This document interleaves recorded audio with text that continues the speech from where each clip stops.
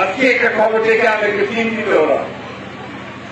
খবরটা দেখলাম যে বাংলাদেশের যে উপদেষ্টা, বৈদেশিক উপদেষ্টা তহিদ সাহেব, তিনি বলছেন যে আরাকানদের সঙ্গে যোগাযোগের জন্য আমরা একটা হিউম্যানিটেরিয়ান প্যাসেজ, মানবিক একটা প্যাসেজ আমরা আরাকানে দিতে চাচ্ছি।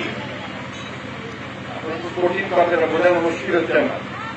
অর্থাৎ ওখানে যাওয়া যায় না তো। এখন আমাদের বাংলাদেশের এই যে চিটাগাং যদি যাওয়া যায় তাহলে যাওয়া যাবে, গিয়ে ওই দেশে ওখানে যাওয়া যাবে, যোগাযোগ করা যাবে।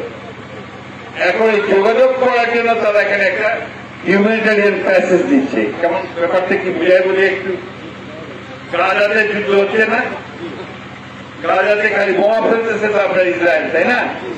ওই দেশে কাউ যাওয়া পারে না।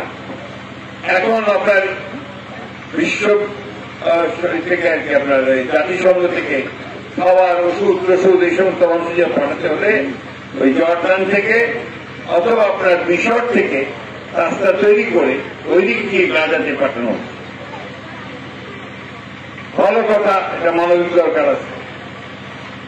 আমার কথা হচ্ছে যে আজকে বাংলাদেশকে ওই জায়গায় পৌঁছতে হলো যে বাংলাদেশকে এখন আপনার একটা প্যাসেজ দিতে হচ্ছে, হিউম্যানিটেরিয়ান প্যাসেজ দিতে হচ্ছে।